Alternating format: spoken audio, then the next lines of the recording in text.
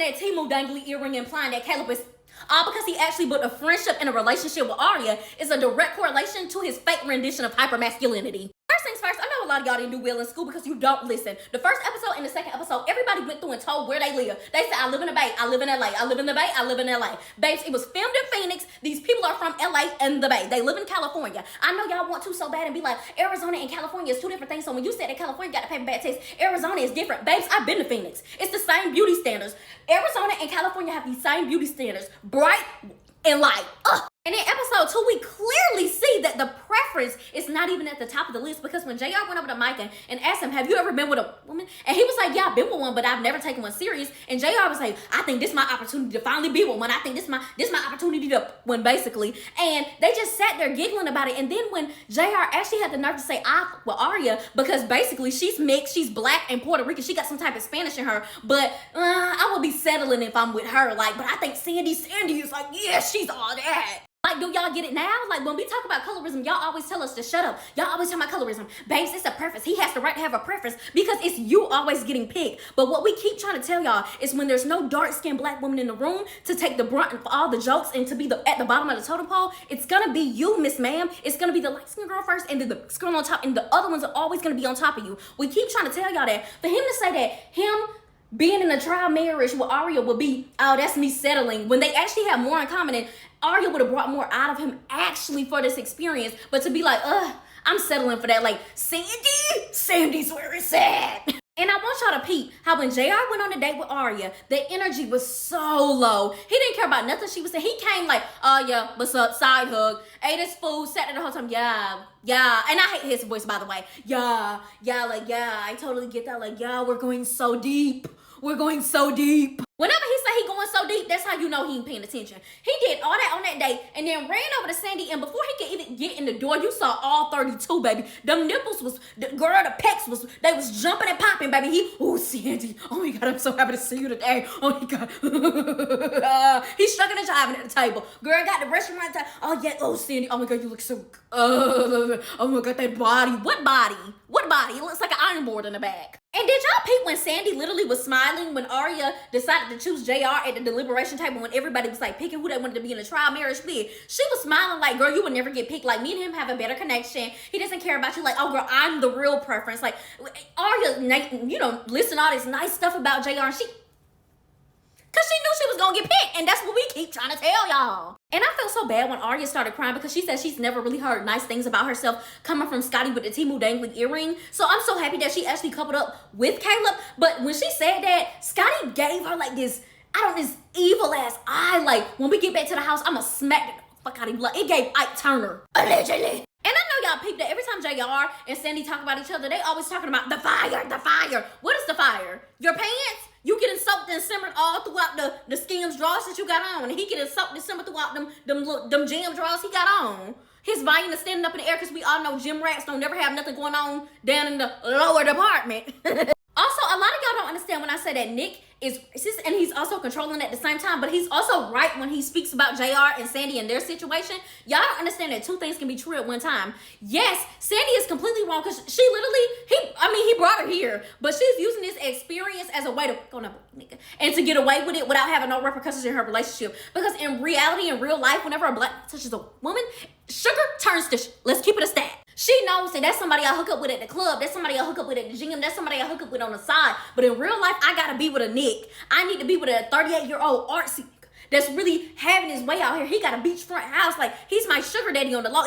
That's my sugar daddy. So I think people are not being able to understand how Sandy is 1000% wrong on the side that she's on, but Nick is also racist because he literally verbatim basically said like, hey, I would rather her be with anybody with JR because everybody in this experience is amazing. There's so many other amazing guys in this experience and JR is just not it. How is everybody else amazing? You don't know any of these guys. You don't know none of these guys. You know them 2 days. You know them 2 to 3 days. And y'all had to pick somebody. So who are you and how are you deciphering that he is the worst out of these guys? And then to know that we know the rest of these guys. We've seen their actions. Nobody on this show is even plausible of going with anybody else's spouse outside of Caleb.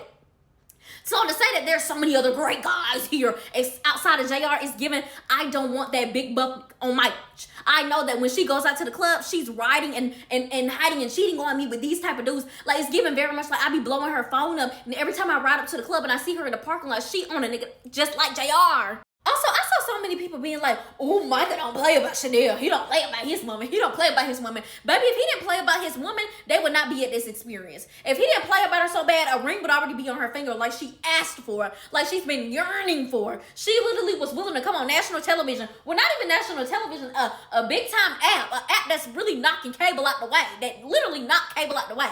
She was willing to go on there with millions, billions of viewers all over the world to be like, hey, I want a ring on my finger. And he still wasn't doing it. He still was playing when he was talking to other people. So for y'all to be like, oh, he wasn't playing about his lady. He wasn't playing about his lady. Oh, baby, that's how I know somebody playing about you in real life. Now, episode 3, the only thing I can call out is that Nick called JR low-hanging fruit, and I really did not appreciate that because he is low-hanging fruit, but the way he said it came from a, boy, don't you be with my woman, boy, type of energy, and I didn't like that, and I felt like Vanessa felt that as well, and that's why everybody decided to pack all their stuff up, the Brady Bunch, her man, and Chanel and her man, and whoever else decided to pack all their stuff up and get them out of Dodge. Ugh. Okay, on to episode 4. Caleb is everything that a woman wants. And I'm going to just say that flat out. He's everything that a woman wants, and he's everything that I would want. As somebody that likes metrosexual men, Caleb is right up my alley. What's so sweet about Caleb and Arya's relationship during this trial marriage is that he actually cares about what she has to say. He actually cares about her feelings. So on the other hand, Scotty is like, oh my God, you have too many emotions. I'm tired of you crying. You always feeling a way about X, Y, and Z. But in this relationship, she cries with Scotty and she's not able to let it out. She's not able to really express herself. But with Caleb, Caleb is like, oh my God, what's wrong? Why did that hurt your feelings? Does that come from like a previous relationship, or does it come from like family things, or does it just come from life? And she's able to answer. She's like, oh my God, Caleb, you just helped me realize this because nobody's really ever asked me that. And I love that. I also noticed that when Caleb speaks about Mariah, he speaks from a place of, I want to be Superman for every woman that I'm with, but I'm not able to be Superman for Mariah because Mariah requires all of these, like, not even requires all these things, she demands all this stuff because she's codependent and she's very, very clingy. So the way he bought, like, the foot stuff, like, the way, like, Arya said, he'll go to the store and buy 3 different coffees and be like, which one do you like? I buy one just to make sure you like one of them. If you don't like this one, maybe you'll like these 2. Like, he does stuff like that to make sure you're comfortable, and he's not able to show up and be that type of Superman to Mariah because while he's at the store picking the stuff out, she's texting him like, make sure you bring back 3 coffees, like 3 coffees. Caleb, get back to the house now. Like, please make sure you do something special for me today. Like, I need you to show up for me today. And he's like, I already was gonna show up, but now you're like demanding this out of me. If I don't show up today, it's a problem. Like, I want to show up spontaneously as this like Superman, like not villain, but Superman like hero for you. And Mariah does not allow him to do that, and Arya does, and that's what he likes. Also, please peep that whenever Arya talks about Scotty, Caleb never downs Scotty. He always speaks positively about him, and he'll also like throw in like a slight passive-aggressive dagger to be like, that's not up to you, that's up to Scotty. Like, Scotty should figure out himself, and you're doing great, Arya. Like, and I love that. On the other hand, Scotty and Zaina, I feel like whenever Scotty points out something about Zaina and her emotions and how emotional she is, he only observes her strictly to find her weaknesses. Like, have y'all noticed that about him? Like, something about him gives, I'm only looking for ways that I can stab your ass in the back. Like, only ways where I can really pounce on you. And then when he said that, you're so emotional and I love that about you. We're such a good match. I love people that are emotional. It really made me like cringe up and scoot back because he literally verbatim hates Arya because she's too emotional, as he said out of his own mouth verbatim. She's too emotional. I don't like all that. Like, she thinks about stuff too much. So how do you hate Arya for being emotional, but you love Zaina for it? You hate Arya. You want to force Arya into a marriage with you to make her do what you want her to do because you literally verbatim said yourself that you've never been rejected. You're not used to rejection in episode 5. And we're going to get into that in my next video.